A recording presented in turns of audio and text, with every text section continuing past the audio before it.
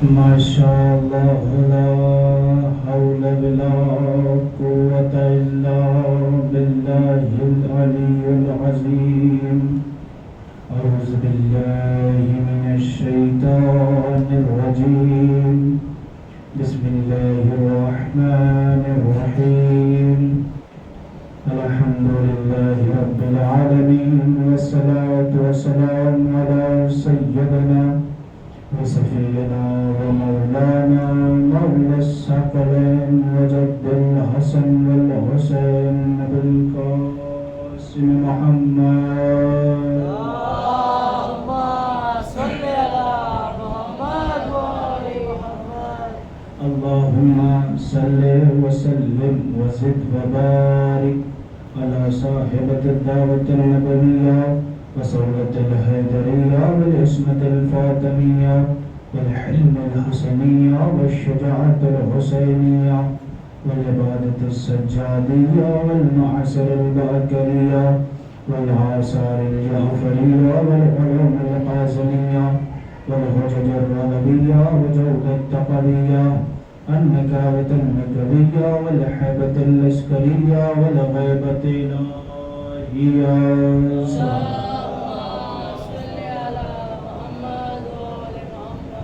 وعليه الطيبين الطاهرين المعصومين المظلومين.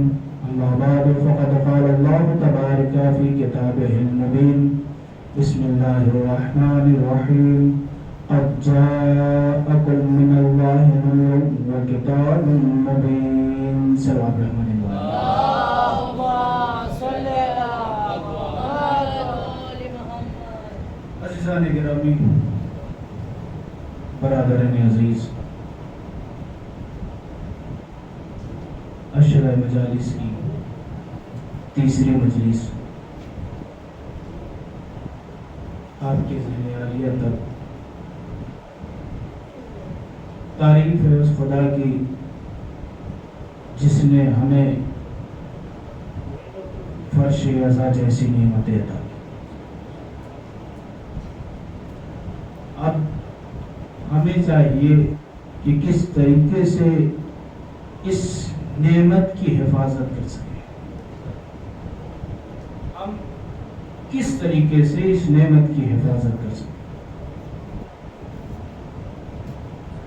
آپ محرم کو تہوار کی صورت میں مت لائیے. میں نے چاند رات میں یہی جملہ کہا تھا کہ محرم کو جو ہے تہوار کی صورت میں مت لے کے آئیے. اور حقیقت ہے جب ماہ اذا آتی ہے، ماہ اذا جو ہے فلک پہ چاند نمودار ہوتا ہے ماہ اذا کا، لوگ یہی کہتے ہیں کہ یہ دیکھو ان لوگوں کی کالی عید آ گئی. تو کچھ تو کمیاں ہیں اپنے اندر جو وہ لوگ یہ جملہ کہہ رہے ہیں. اس کمیوں کو ہمیں جو ہے ختم کرنا ہے. اس کمیوں کو ہمیں ختم کرنا ہے. کیا کمی؟ محرم آنے سے پہلے نئے نئے لباس سلائے جاتے ہیں. آپ دیکھیے، خود دیکھیے، بارہا دیکھیے کہ یہ غم کے مہینے میں کیا جو ہے نئے نئے لباس سلائے جائیں گے. یہ غم کا مہینہ ہے. کوئی اگر آپ کے گھر میں اس دنیا سے چلا گیا تو آپ یہ سوچ کے جو ہے کہ آئیں گے، باہر والے آئیں گے، دیکھیں گے تو ہمیں نئے نئے لباس پہننا چاہیے. یہ آپ انصاف سے بتائیے کہ کیا آپ یہ کرتے ہیں؟ آپ یہ کرتے ہیں؟ نہیں. جو لباس میں آپ ہوتے ہیں بس وہی لباس میں رہتے ہیں. تو کیا آپ کے گھر والوں سے زیادہ عزیز امام نہیں ہے؟ کہ آپ کے گھر والے عزیز ہیں کہ امام عزیز ہیں؟ اور اگر امام نہ ہوتے، امام اگر نہ ہوتے تو آپ دیکھیے کہ جو ہے ہم لوگ اپنے غم کو نہ بھول سکتے. کربلا میں آئیے، کربلا دیکھیے. کربلا ایک درسگاہ کا نام ہے. کربلا ایک درسگاہ کا نام ہے. آپ جس صورت سے کربلا کو دیکھیے کربلا آپ کو اس صورت سے نظر آئے گی، جس صورت سے آپ کربلا کو دیکھیے کربلا آپ کو اس صورت میں نظر آئے گی۔ اگر کربلا میں کردار کو دیکھنا ہے تو آئیے کربلا میں دیکھیے، اگر کربلا میں ذات کو دیکھنا ہے، اگر انسان کو ذات کو دیکھنا ہے تو کربلا میں آ کے دیکھیے۔ سب مسلمان نہیں تھے کربلا میں، جتنے امام حسین کے ساتھ تھے سب مسلمان نہیں تھے، مسلمان ہوئے آ کے، اور امام نے اپنے کو اور جو ہے غیروں کو کبھی الگ نہیں کیا، امام نے اپنے کو اور غیروں کو کبھی الگ نہیں کیا۔ آپ دیکھیے کربلا میں آئیے، کربلا ایک ایسا معیار ہے، ایک ایسی منزل ہے کربلا، ایک ایسا پلیٹ فارم ہے کربلا کہ جہاں سے ہم لوگ درسگاہ ہے کربلا، جہاں سے ہم لوگ کچھ سیکھتے ہیں، درسگاہ ہی ہے کربلا جو ہے جہاں سے ہم لوگوں کو کچھ سیکھنے کو ملتا ہے۔ آپ کربلا میں آئیے، اگر آپ کو ایک بھائی کا کردار دیکھنا ہے کہ بھائی سے کیا سلوک کرنا چاہیے تو کربلا میں آ کے بھائی کا کردار دیکھ لیجئے۔ ایک بہن کا کردار دیکھنا ہے تو کربلا ہمیں بہن کا کردار بتاتی ہے کہ بہن کے کیا حقوق ہوتے ہیں۔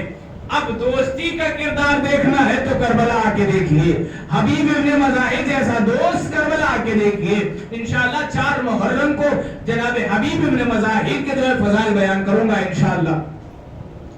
آپ دیکھیے حبیب ابن مظاہر کو دیکھنا ہے، جو ہے دوستی کو دیکھنا ہے تو کربلا کو دیکھیے، اپنی آنکھوں کے سامنے کربلا کو رکھیے تو آپ کو دوستی بھی نظر آ جائے گی، کس طریقے سے دوستی ہے امام حسین نے نبھائی ہے آپ کو پتا چل جائے گی۔ آپ جو ہے بھتیجے کا کردار دیکھنا ہے، رشتہ دیکھنا ہے تو کربلا پہنچ جائیے کہ امام حسین نے ایک بھتیجے کے ساتھ کیا سلوک تھا امام کا، یعنی پوری ایک درسگاہ ہے کربلا، پوری ایک درسگاہ ہے کربلا۔ یہاں سے آپ مت بھٹکیے، اگر آپ کربلا کو چھوڑ دیتے ہیں تو یعنی آپ بھٹک رہے ہیں، آپ جو ہے گمراہی کے راستے پہ جا رہے ہیں، کربلا کو چھوڑنے کے بعد گمراہی کے راستے پہ جا رہے ہیں۔ اسی لیے ہم لوگوں کو شکر ادا کرنا چاہیے کہ ہم لوگوں کو کربلا جیسی نعمت ملی ہے، کربلا جیسی نعمت ملی ہے ہم لوگوں کو، جو ہے ہم لوگوں کو شکر خدا ادا کرنا چاہیے کہ کربلا جیسی نعمت، کیونکہ کربلا میں ہر اخلاق ہر کردار امام نے بتایا کہ کیا کردار ہے۔ آپ امام نے بتایا کہ کردار کو دیکھنا ہے تو کربلا آ کے دیکھیے، دوستی کو دیکھنا ہے تو کربلا آ کے دیکھیے، ایک رشتے کو دیکھنا ہے تو کربلا آ کے دیکھیے، ان ساری چیزوں کو دیکھنا ہے تو آپ کربلا آ کے دیکھیے۔ جس آیت کریمہ کا میں نے آپ کے سامنے جو ہے سرنامہ سخن قرار دیا ہے، 2 دن سے مسلسل جو ہے آیت پہ گفتگو ہی نہیں ہو پا رہی۔ خداوند عالم قرآن مجید میں ارشاد فرما رہا ہے، علیکم السلام، صلوات محمد و آل محمد۔ خداوند عالم قرآن مجید میں ارشاد فرما رہا ہے، اس قرآن میں ارشاد فرما رہا ہے جو طاہر ہے، طیب ہے، جو پاک و پاکیزہ ہے، جس قرآن میں ہر شے کا علم ہے۔ قرآن کیا ہے؟ ایک نور ہے۔ قرآن کو کتاب نہ سمجھیے، قرآن بلکہ ایک نور ہے۔ کتابیں اور بھی نازل ہوئی تھی، کتابیں اور بھی نازل ہوئی، قرآن کو لے کے 104 کتابیں نازل ہوئی، جس میں سے 4 جو ہے کتابیں اور 100 صحیفے ہیں، توریت، زبور، انجیل، قرآن، یہ جو ہے کتابیں نازل ہوئی۔ اور قرآن کہاں نازل ہوا؟ قرآن قلب پیغمبر پر نازل ہوا۔ اب یہاں سے جو ہے اپنی گفتگو کا آغاز کر رہا ہوں، قرآن جو ہے قلب پیغمبر پر نازل ہوا، یعنی پیغمبر کے دل پہ نازل ہوا قرآن مجید۔ اور بقیہ کتابیں کہاں نازل ہوئی؟ جو کتابیں توریت جو ہے جناب موسیٰ پہ جو نازل ہوئی، وہ جناب موسیٰ کے دل پہ نہیں نازل ہوئی بلکہ ہاتھوں پہ نازل ہوئی، بلکہ ہاتھوں پہ۔ بقیہ 3 جو ہے کتابیں جو ہے نبیوں پہ جو نازل ہوئی، وہ جو ہے ان کے ہاتھوں پہ نازل ہوئی۔ اب دیکھیے گا کہ قرآن مجید ایک معجزہ ہے، قرآن مجید ایک نور ہے، قرآن مجید ایک نور ہے، اس لیے کہ اہل بیت ایک نور ہے، محمد ایک نور ہے، تو نور کو نور سے ملایا اللہ نے، نور سے نور کو اللہ نے ملایا ہے، جو نور ہے اللہ نے اس نور کو ملایا ہے۔ آپ دیکھیے کہ اردو کا بہترین جملہ ہے، اگر آپ اردو سے جانتے ہیں، ماہر ہے، جانتے ہیں، تو اردو کا بہترین جملہ ہے، آپ کے ذہن عالیہ تک پہنچا دوں کہ جو کتابیں ہاتھ پہ نازل ہوئی تھی نبیوں کے، وہ مسلمانوں کے ہاتھ لگ گئی، ہائے ہائے، مسلمانوں کے ہاتھ لگ گئی وہ کتاب۔ اب جب مسلمانوں کے ہاتھ لگی وہ کتاب، مسلمانوں کے ہاتھ جب وہ کتاب لگی تو مسلمانوں نے اسے تبدیل کر دیا۔ آج دیکھیے توریت جو ہے اپنی صورت میں نہیں ہے، انجیل اپنی صورت میں نہیں ہے، زبور اپنی صورت میں نہیں ہے، اس لیے کہ انسان کے ہاتھوں میں وہ کتابیں لگی تھی، انسان نے اس کتاب میں تبدیلی کر دی۔ لیکن جو ہے قرآن مجید وہ رسول اللہ کے قلب پہ نازل ہوئی، سینے پہ نازل ہوئی۔ اب دیکھیے رسول اللہ کے سینے پہ نازل ہوئی تو میں نے جو آیت کریمہ آپ کے سامنے پیش کیا اس میں خداوند عالم ارشاد فرماتا ہے کہ میں نے یقیناً قد جاءکم من اللہ نور و کتاب مبین، میں نے جو ہے آپ کے پاس نور اور کتاب کو بھیج دیا، نور اور کتاب کو بھیج دیا۔ یعنی اللہ کہہ رہا ہے نور، اب یہاں پہ الگ بھی کر رہا ہے، اللہ نور بھی کہہ رہا ہے، کتاب بھی کہہ رہا ہے۔ اللہ نے کہا کہ نور اور کتاب کو میں نے آپ کے ہاں بھیج دیا ہے۔ نور سے مراد یعنی اللہ نے، اب یہ پہلا لفظ جو ہے اللہ نے کتاب کا کیوں نہ رکھا، اللہ نے کیوں جو ہے نور لفظ پہلا رکھا؟ اور جب نور سے مراد ہوا تو اللہ نے کہا کہ میں نے اپنے نور سے محمد کے نور کو خلق کیا،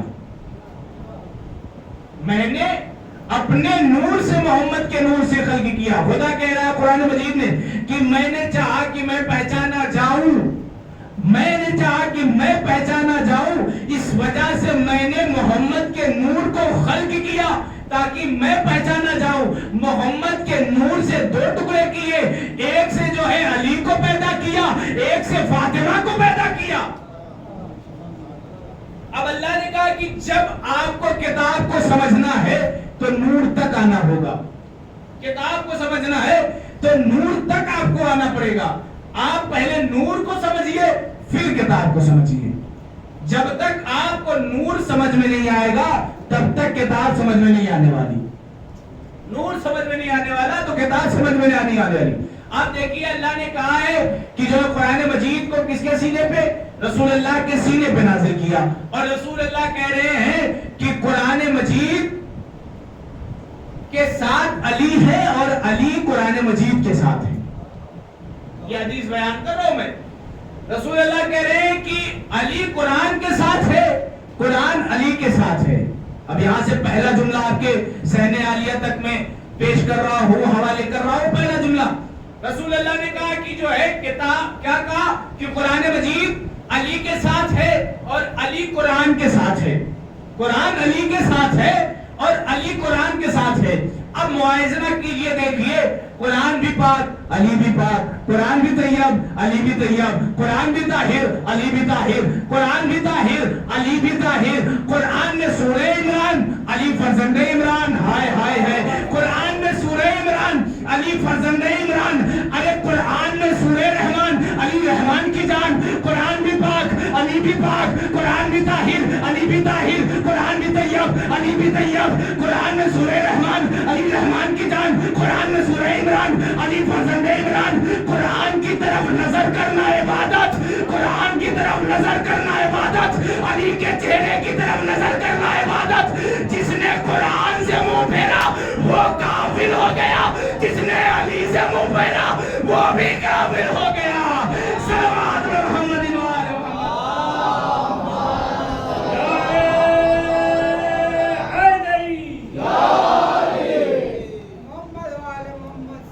اللہ صلی علی محمد۔ میں نے ایک حدیث پیش کی آپ کے ساتھ،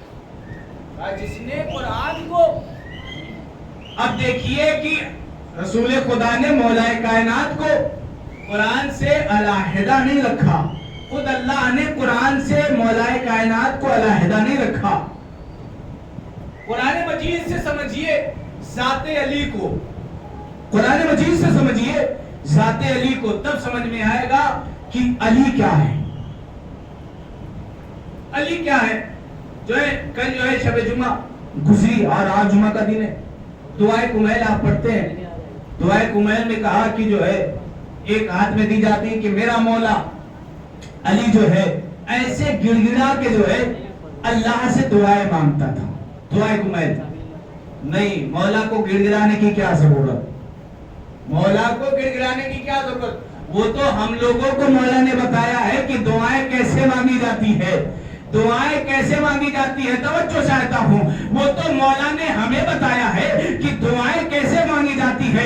سلمان کہتے ہیں کہ مولا نے کہا کہ سلمان نے ایک مرتبہ مولا جو ہے مسجد کوفہ میں بیٹھے ہوئے ہیں، ایک دعا پڑھ رہے ہیں، خالق سے ان کا رابطہ ہے۔ اب دیکھیے گا کہ دعا کا نام کیا ہے، مفات الجنان میں دعا لکھی ہے دعائے نجیبہ، آپ دعائے نجیبہ پڑھیے، اس میں مولا کائنات نے کہا یہ دعا صرف میرے لیے ہے۔ اب جو ہے مولا کائنات اللہ کی طرف خطاب ہو کے کہتا ہے تو بھی پاک ہے میں بھی پاک ہوں، تو بھی عادل ہے میں بھی عادل ہوں، لیکن فرق تجھ میں اور مجھ میں یہ ہے کہ تم نے مجھے خلق کیا اور میں نے تمہیں بچایا۔ انہیں مجھے خلق کیا، میں نے تمہیں بچایا۔ دیکھا آپ نے کہ خلق کرنا، اللہ نے خلق کیا مولا کائنات کو، اور یہ نہیں کہ جو ہے مولا کائنات کے اگر اتنی فضیلتیں ہیں کہ انسان خود مولا کو خدا مان بیٹھے، خود خدا مان بیٹھے۔ اگر جو ہے مولا سجدہ کر کے نہ بتاتے، مولا نے سجدہ کر کے، ہر جنگ کے بعد مولا نے سجدہ کیا، سجدہ ادا کرنے کے بعد مولا نے بتایا کہ جو ہے کہ سجدہ کرنے کے بعد کہ میرے اوپر بھی کوئی خالق ہے جس نے مجھے خلق کیا ہے، جس نے مجھے خلق کیا ہے۔ اب آپ نے دیکھا کہ قرآن مجید جو ہے رسول اللہ کے قلب پہ نازل ہوا، اور قرآن مجید کیا ہے، قرآن مجید جو ہے ظلمتوں سے نکال کے، نور کیا ہے، ظلمتوں سے نکال کے جو ہے ظلمتوں سے نکال کے نور کی طرف لے کے جاتا ہے۔ قرآن مجید جو ہے ظلمتوں سے نکال کے نور کی طرف لے کے جاتا ہے۔ اب دیکھیے یہاں پہ صبح آیت کرسی آپ پڑھتے ہیں، اس میں بھی ہے جو ہے آپ ظلمتوں سے نکال کے نور کی طرف کیسے جائیں گے، ظلمتوں سے کیسے نکلیں گے، نور کی طرف کیسے جائیں گے۔ بس جملہ دے رہا ہوں آپ کے ذہن عالیہ تک۔ آپ دیکھیں ظلمتوں سے کیسے اللہ نے لفظ ظلمتوں کا، ظلمتوں یعنی ظلم نہیں کہا، ظلم واحد ہے، ظلمتوں جو ہے جمع ہے، یعنی جمع کسے کہتے ہیں، دو سے زیادہ کو جمع کہتے ہیں، عربی میں دو سے زیادہ کو جمع کہتے ہیں۔ یعنی ظلمت کیا ہے، یعنی ظلمت یہ ہے کہ جو اللہ کا کوئی شریک سمجھتا ہے وہ سب سے بڑا ظلم ہے، اندھیرا ہے، سب سے بڑا اندھیرا ہے۔ یعنی جو اللہ کا شریک سمجھتا ہے، شرک سمجھتا ہے، شرک کیا ہے، سب سے بڑا ظلمت ہے، یعنی اندھیرا ہے سب سے بڑا۔ کفر کیا ہے، یہ بھی اندھیرا ہے، یہ بھی اندھیرا ہے، اور منافقت کیا ہے، یہ بھی اندھیرا ہے۔ اب اسے کیسے نکالا جائے، تو ہم لوگ ان سب چیزوں سے دور ہیں، شرک سے بھی ہم لوگ دور ہیں، کفر سے بھی ہم لوگ دور ہیں، منافقت سے بھی ہم لوگ دور ہیں۔ یعنی اب کیسے پتا چلے، ہم لوگ اپنی مجلسوں میں نعرے تکبیر لگا کے بتاتے ہیں کہ شرک سے ہم دور ہیں، نعرے تکبیر لگا کے بتاتے ہیں کہ شرک سے ہم دور ہیں، اور اللہ اکبر نعرے حیدری جو ہم لوگ لگا کے بتاتے ہیں کہ منافقت سے بھی دور ہے، ہم لوگ شرک سے بھی دور ہیں، منافقت سے بھی دور ہیں۔ ہم لوگ نعرے تکبیر لگاتے ہیں، نعرے رسالت لگاتے ہیں، اس کے بعد تب جا کے جو ہے آپ نے دیکھا کہ خداوند عالم نے کہا کہ جو ہے میں نے محمد کے قلب پہ نور کو نازل کیا، نور کو میں نے محمد کے قلب پہ نازل کیا۔ اب یہ دیکھیے کہ نور کون ہے، کہا لوگوں سے پوچھا گیا کہ کیوں دل پہ نازل کیا، محمد کے دل پہ کیوں نازل کیا، اب دیکھیے کیونکہ نور نور سے متصل ہے، کیونکہ قرآن محمد میں سے ہے. جملہ کہ جبرائیل امین آتے تھے، جبرائیل امین نہیں کہتے تھے. اللہ نے پہلے ہی قرآن کو جو ہے رسول اللہ کے جو ہے قلب میں رکھا تھا. بس جبرائیل آ کے یہ کہتے تھے کہ یا رسول اللہ فلاں آیت پہنچا دو، ہائے ہائے ہائے ہائے فلاں آیت پہنچا دو. جبرائیل کو بھی نہیں پتا ہوتا تھا کہ کیا آیت پہنچانی ہے، کیا آیت پہنچانی ہے. فلاں آیت پہنچا دو. اب جو ہے کہا کہ رسول میں سے ہے، رسول میں سے ہے، یعنی قرآن رسول میں سے ہے، رسول میں سے ہے. جو رسول میں سے ہوتا ہے وہ نور ہوتا ہے، جو رسول میں سے ہوتا ہے وہ نور ہوتا ہے. اب یہی رسول کہہ رہے ہیں کہ علی مجھ سے ہے، میں علی سے ہوں. حسین مجھ سے ہے، میں حسین سے ہوں. اور حسن مجھ سے ہے، میں حسن سے ہوں. یعنی فاطمہ مجھ سے ہے، میں فاطمہ سے ہوں. اب دیکھیے نور کو پہچاننا ہے تو رسول کو پہچانیے.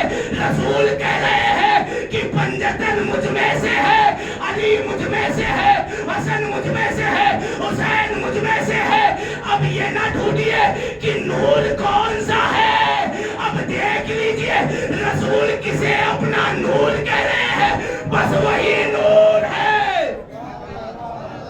صلوات محمد محمد پر.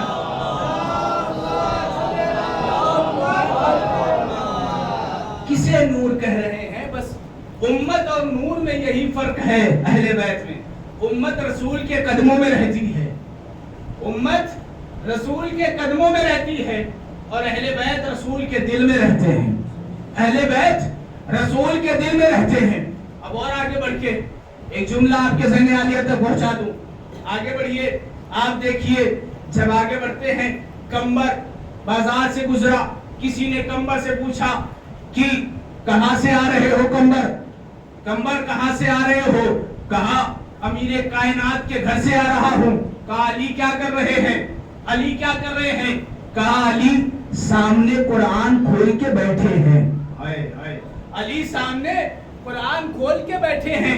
ایک مرتبہ اس نے کہا کہ کیوں نہیں کہتا کمبر کی علی قرآن پڑھ رہے ہیں، علی قرآن پڑھ رہے ہیں. اب جملہ سنیے گا یہاں سے. وہ کہتا ہے کہ کمبر کیوں نہیں کہتا کہ علی قرآن پڑھ رہے ہیں؟ اتنا بات کو کیوں گھما رہا ہے کہ علی قرآن کھول کے بیٹھے ہوئے ہیں؟ ایک مرتبہ کمبر نے کہا ارے میں جھوٹ نہیں بولتا، ارے میں نے دیکھا علی قرآن کو کھول کے بیٹھے ہوئے ہیں. اب مجھے یہ نہیں پتا تھا کہ علی قرآن کو پڑھ رہے تھے یا قرآن علی کو پڑھ رہا تھا. صلوات محمد وآل محمد.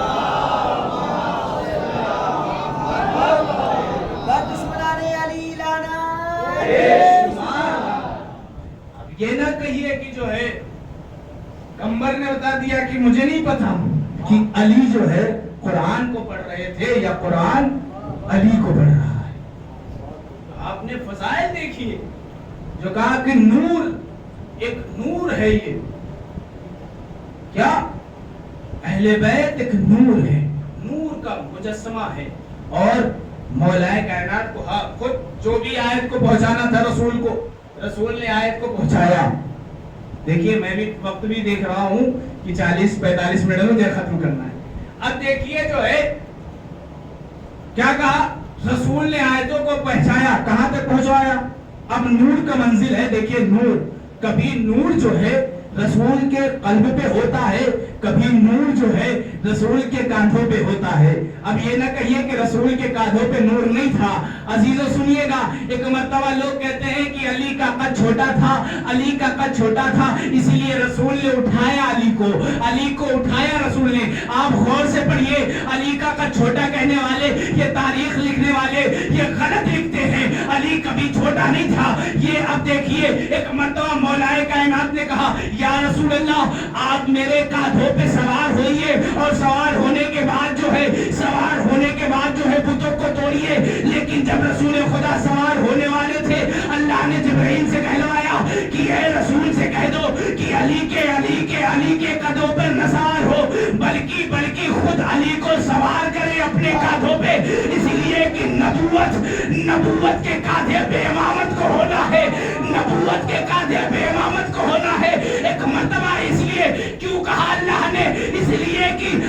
نبوت زندہ ہے, نبوت اس وقت باقی ہے. اگر اللہ نبوت کو امامت کے اوپر چڑھا دیتا تو یعنی معلوم چلتا کہ نبوت جو ہے امامت سے بڑی ہے, لیکن اللہ نے کہا کہ نبوت نیچے ہے, امامت بڑی ہے, اس لیے کہ امامت کو آخر تک رکھنا ہے, ابھی تک رکھنا ہے امامت کو. جملہ آپ کے ذہن عالیہ تک پہنچاتا ہوا چلوں. ایک مرتبہ رسول بیٹھے, علی کاندھے پہ سوار ہوئے, کاندھے پہ سوار ہوئے, کس کے دوش میں سوار ہوئے ہیں؟ رسول خدا کے دوش میں سوار ہوئے. علی جب دوش میں سوار ہوئے, سوار ہونے کے بعد ایک مرتبہ رسول نے جملہ کہا کہ علی کہاں تک پہنچے. یہ رسول نے نہیں کہا کہ علی کتنے بتوں کو توڑا, بلکہ یہ کہا کہاں تک پہنچے. ایک مرتبہ علی کا جواب ہے, کہا یا رسول اللہ اتنی بلندی تک پہنچ گیا ہوں, چاہوں تو عرش کو چھو لوں. صلوات پر محمد و آل محمد پر.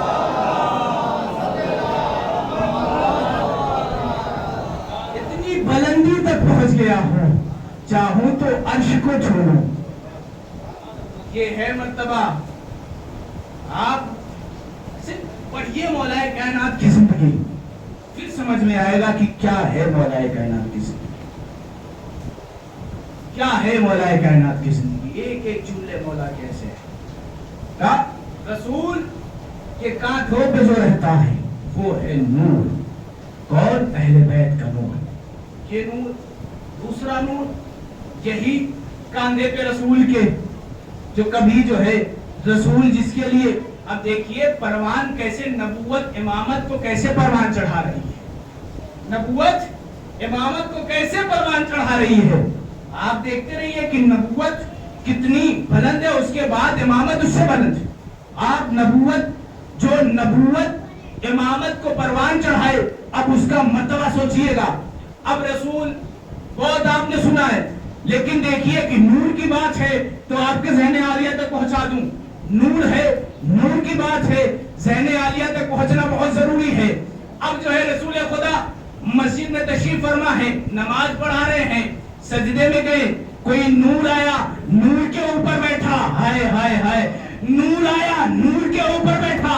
اب رسول جو ہے سجدے کو توڑ دیے جا رہے ہیں, رسول سجدے کو توڑ دیے جا رہے ہیں, توڑ دیے جا رہے ہیں. لوگ اٹھ کے دیکھ رہے ہیں کہ رسول کیا کر رہے ہیں, اٹھ کے دیکھ رہے ہیں کہ رسول کیا کر رہے ہیں. ارے ان جاہلوں کو معلوم نہیں تھا کہ ایک نور کی جو ہے حفاظت کر رہا ہے, ایک نور کی تعظیم کر رہا ہے. اب جو ہے لوگ اٹھ کے دیکھتے رہے. جب ایک نور کی پشت سے اترا تو رسول اللہ جو ہے سجدے سے اٹھے, نماز تمام ہوئی. لوگوں نے کہا یا رسول اللہ آپ کا ناتی تھا, آپ کا نواسا تھا, اس لیے آپ نے سجدے کو توڑ دیا ہے. ایک مرتبہ جو ہے رسول اللہ نے کہا ارے کمزور, تجھے نہیں پتا, تم لوگوں کو نہیں معلوم, آج جو یہ نماز ہم لوگ پڑھ رہے ہیں, یہ نماز کل جو ہے اگر ختم ہو جاتی, اگر یہ میرا نواسا نہ ہوتا, نماز جو ہے تمام ہو جاتی, ختم ہو جاتی. نماز کا باقی کرنے والا, نماز کی حفاظت کرنے والا اگر کوئی ہے تو یہ میرا حسین ہے. اگر یہ کوئی ہے تو میرا حسین ہے, جو نماز کو ابھی تک باقی رکھا. اور جس طریقے سے نور کی بات آپ چل رہی ہے, آپ قرآن مجید ایک نور ہے, قرآن مجید ایک نور ہے. آپ سمجھیے کہ قرآن نور ہے تو نور کو سمجھنے کے لیے ایک نور کی ضرورت بھی ہونا چاہیے.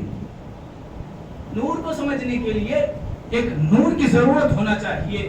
آپ جو ہے آپ کے پاس کتاب ہے قرآن مجید میں, اللہ نے کہا کہ میں نے جو ہے اس کتاب کو نازل کیا, یعنی قرآن مجید کو, نور کو. اب خالی کتاب آپ کے پاس موجود ہے, آپ کیا اس سے کیا درس لے سکتے ہیں؟ آپ کس چیز کا درس لے سکتے ہیں؟ خالی کتاب آپ کے پاس ہے, کچھ نہیں درس لے سکتے آپ سے. ہم لوگ بچوں کو تیار کرتے ہیں, مثال دے رہا ہوں, تیار کرنے کے بعد جو ہے اس کے بیگ میں کتاب کو رکھتے ہیں, اسکول بھیجتے ہیں, مدرسہ بھیجتے ہیں. مدرسہ بھیجنے کس لیے بھیج رہا ہے؟ کتاب تو آپ کے پاس موجود ہے, کتاب تو آپ کے پاس موجود ہے, کہا جو ہے کتاب موجود ہے, کیوں مدرسے بھیج رہے ہو, خود ہی پڑھا لو اتنا علم. کہا نہیں, ہر سبجیکٹ کا جو ہے ایک ٹیچر ہوتا ہے جو اس میں ماہر ہوتا ہے. ہر سبجیکٹ کا ایک ٹیچر ہوتا ہے جو اس میں ماہر ہوتا ہے, اور وہی وہ کتاب پڑھا سکتا ہے, وہی وہ کتاب پڑھا سکتا ہے, اس کے علاوہ کوئی کتاب نہیں پڑھا سکتا. اب آپ سمجھے کہ آپ قرآن مجید میں دیکھیے نماز کیسے ہے. نماز اللہ نے صرف کہا کہ نماز پڑھو, یہ نہیں بتایا کہ کتنی رکعت پڑھنی ہے, کیسے پڑھنی ہے, صبح کی کتنی رکعت پڑھنی ہے, ظہر کی کتنی رکعت پڑھنی ہے, عصر کی کتنی رکعت پڑھنی ہے. اب یہ تو نہیں بتایا قرآن مجید نے. جہاں بھی تذکرہ کیا ہے صرف نماز کا تذکرہ کیا ہے, لیکن رکعتوں کا تذکرہ نہیں کیا ہے. قنوت میں کیا پڑھنا ہے قرآن مجید نے نہیں بتایا, قنوت میں کیا پڑھنا ہے قرآن مجید نے نہیں بتایا, رکوع کیسے کرنا ہے قرآن مجید نے نہیں بتایا, بلکہ کہا قرآن نے یہ کہا کہ نماز پڑھو, نماز پڑھو, اور کچھ نہیں بتایا. اب میں ان سے کہتا ہوں جو لوگ کہتے ہیں کہ ہمارے لیے کتاب ہی کافی ہے, آپ دیکھیے ان لوگ جو پہلے کہتے ہوئے چلے آئے تھے کہ ہمیں کتاب ہی کافی ہے, آج ان کتاب میں ہی رہ گئے, ہاتھ باندھ کے نماز پڑھتے ہیں, لیکن رسول نے بتایا کہ ہاتھ کھول کے نماز پڑھو. اب دیکھیے کہ ہم لوگوں کا سلسلہ, یہ رسول نے جیسی نمازیں پڑھی ہے, خود جو ہے نمازیں جیسی رسول نے پڑھی ہے ویسی نمازیں کون پڑھ سکتا ہے. ایک صحابی جب 25 سال کے بعد مولا کائنات محراب میں آئے, محراب میں آنے کے بعد نماز کو پڑھایا. جب نماز کو پڑھایا, اندھا صحابی ہے, دیکھ نہیں سکتا کہ کون نماز کو پڑھا رہا ہے. ایک مرتبہ وہ جملہ کہتا ہے, آج میں نے نماز ویسی پڑھی جیسی جو ہے رسول پڑھایا کرتے تھے.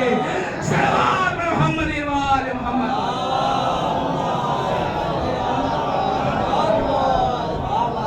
جیسی رسول پڑھایا کرتے تھے, آج نماز میں نے ویسی پڑھی, میں نے آج ویسی نماز پڑھی.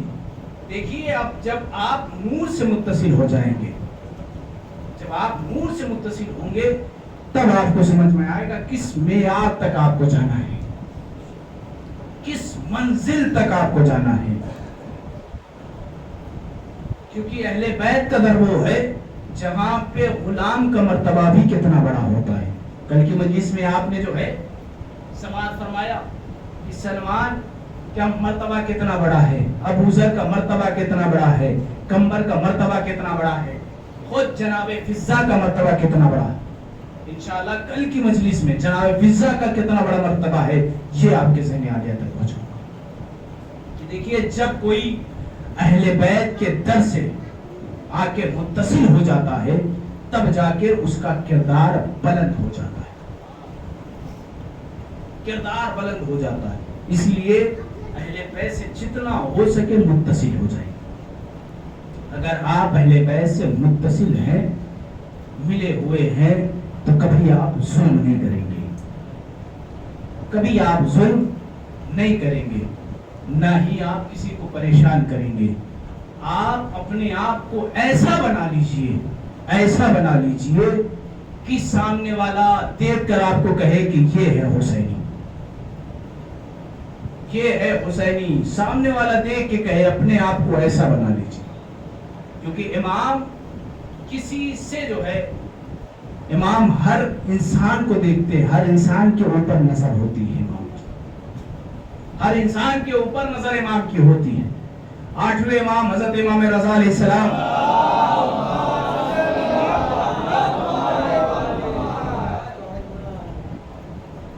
کا روضہ بہترین روضہ تعمیر ہے, اور پہلے جو ہے امام کی گنبدوں پہ جو ہے کبوتریں بہت بیٹھا کرتی تھی. امام کی گنبد پہ کبوتریں بہت بیٹھا کرتی تھی, اور وہ کبوتریں جب بیٹھتی تھی تو جو ہے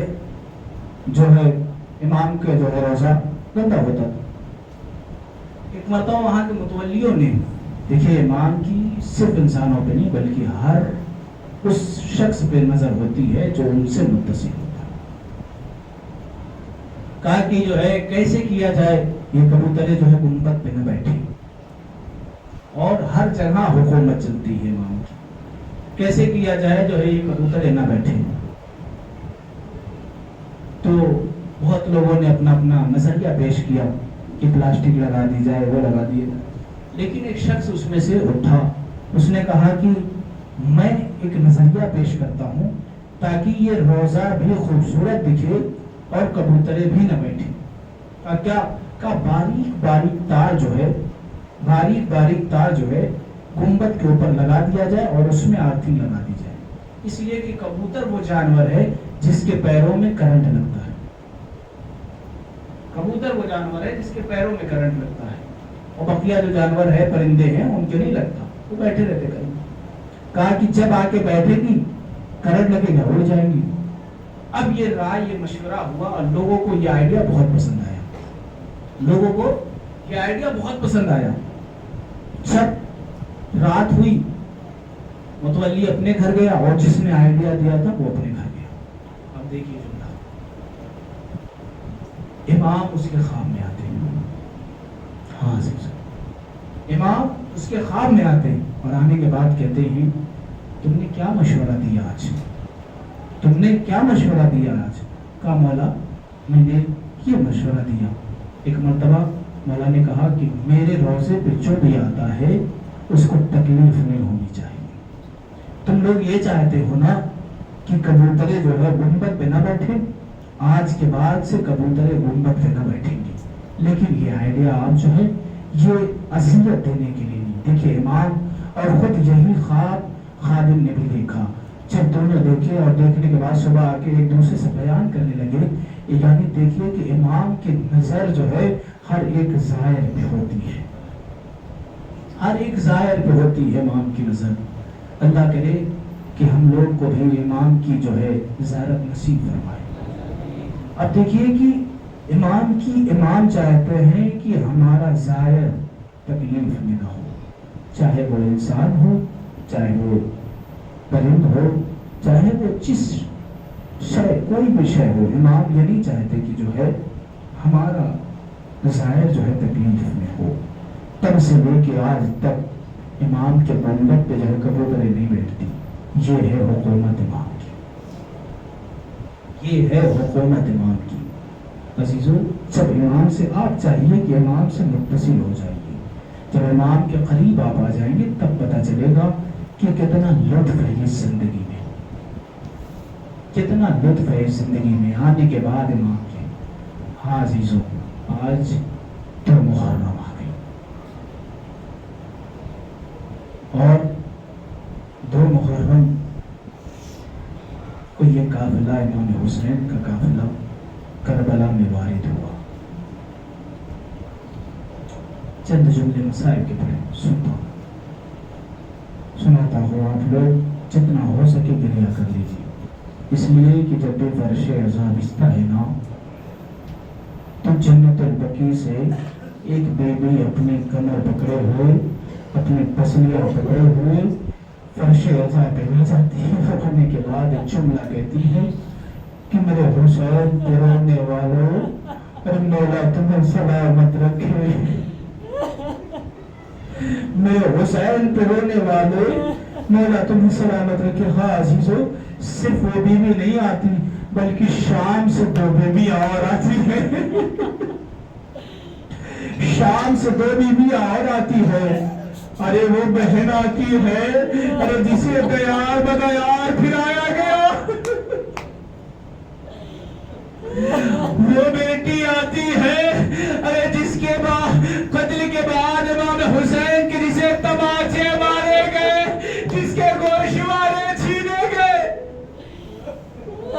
हाँ अजीजों, जब आप तड़प के गिरिया करते हैं ना, आप तड़प के रोते हैं ना, सकीना अपनी फूफी अम्मा से पूछती है, ए फूफी अम्मा, ये कौन से लोग हैं जो मेरे बाबा के मसाइल सुन के गिरिया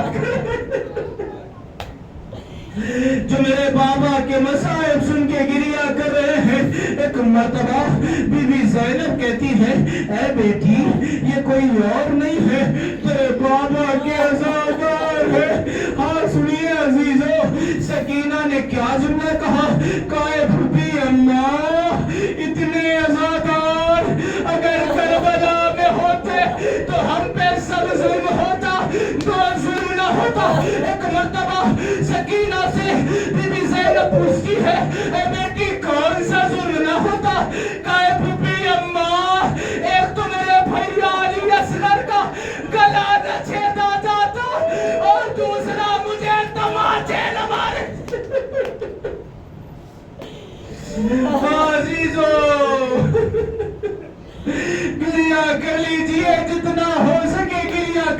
لیے نہیں پتا کون اگلے برس زندہ رہے کون زندہ نہ رہے.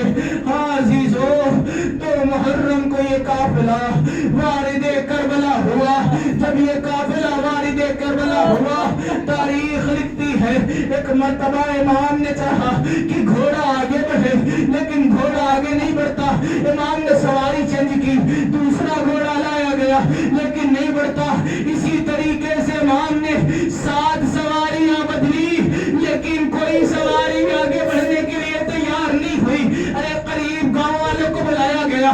بلانے کے بعد امام نے پوچھا یہ کون سی زمین ہے؟ کسی نے کہا اسے نینوا کہتے ہیں.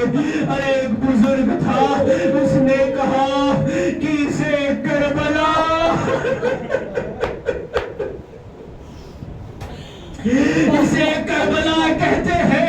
ایک مرتبہ امام نے کہا محملیں بٹھائی جائے، خیمے لگائے جائے، ہماری منزل آ گئی ہے. امام نے زمین کو خریدا. ارے بنی اسد کے لوگوں سے امام نے زمین کو خریدا. کربلا کو خریدنے کے بعد وہی زمین ان لوگوں کے حوالے کر دی. ایک مرتبہ امام نے بنی اسد کے لوگوں کو بلایا. آخری جملہ مصائب کے، میں پورا مصائب نہیں پڑھ سکتا. ہاں عزیزو سن لیجئے. بنی اسد کے لوگوں کو بلایا. بلانے کے بعد امام نے کہا کہ کیا میری چند وصیتیں ہیں، جب میں قتل ہو جاؤں تو جب بھی میرا کوئی زائر آئے نا تو 3 دن سے مہمان رکھنا. اے بنی اسد کے لوگوں، میری آخری وصیت یہ ہے کہ جب مجھے قتل کر دیا جائے نا تو تم لوگ میرے جنازے کو دفن کر دینا. تم لوگ میرے جنازے کو دفن کر دینا. امام نے مردوں سے وصیت کی.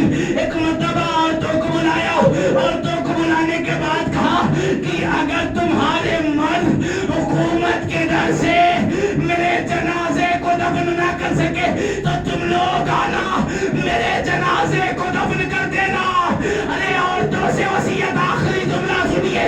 عورتوں سے وصیت کر چکے امام. ایک مرتبہ بچوں کو قریب بلایا. بلانے کے بعد کہا کہ اگر تمہارے والدین حکومت کے ڈر سے میرے جنازے کو دفن نہ کر سکے تو تم لوگ کھیلنے کے بہانے ارے مٹی میں خاک لینا، میرے جسم میں لاکے ڈال دینا. امام نے وصیتیں کی. عزیزوں، امام کے قتل کے بعد امام کا جنازہ 3 دن تک بے گور و کفن پڑا رہا، کوئی دفن کرنے والا. انا للہ و انا الیہ راجعون. نظر قضا اے پالنے والے، تجھے وزیر پاک چلو معصومین کا واسطہ کہ جہاں جہاں بھی شیعہ حیدر کرار ان کی جان مال عزت و آبرو کی حفاظت فرما. پالنے والے وارث امام جو امام زمانہ کے ظہور میں تعجیل فرما. پالنے والے خصوصاً دعا یہ ہے کہ ہمارے امام کے ظہور میں تعجیل فرما اور ہم سب کو ان کے غلام میں شمار فرما. پالنے والے تجھے بندے پاک چودہ معصومین کا واسطہ کہ جہاں جہاں بھی شیعہ حیدر کرار ہیں ان کی جان مال عزت و آبرو کی حفاظت فرما. جو پریشان حال ہیں ان کی پریشانیوں کو دور فرما. جو مقروض ہے ان کے قرض کو جلد سے جلد ادا کرنے کی توفیق عنایت فرما. پالنے والے آخری مرتبہ پھر ہم لوگ مل کے دعا کرتے ہیں. پالنے والے ہمارے امام کے ظہور میں تحجیل فرما اور ہم سب کو ان کے غلام میں شمار فرما. ماتم حسین.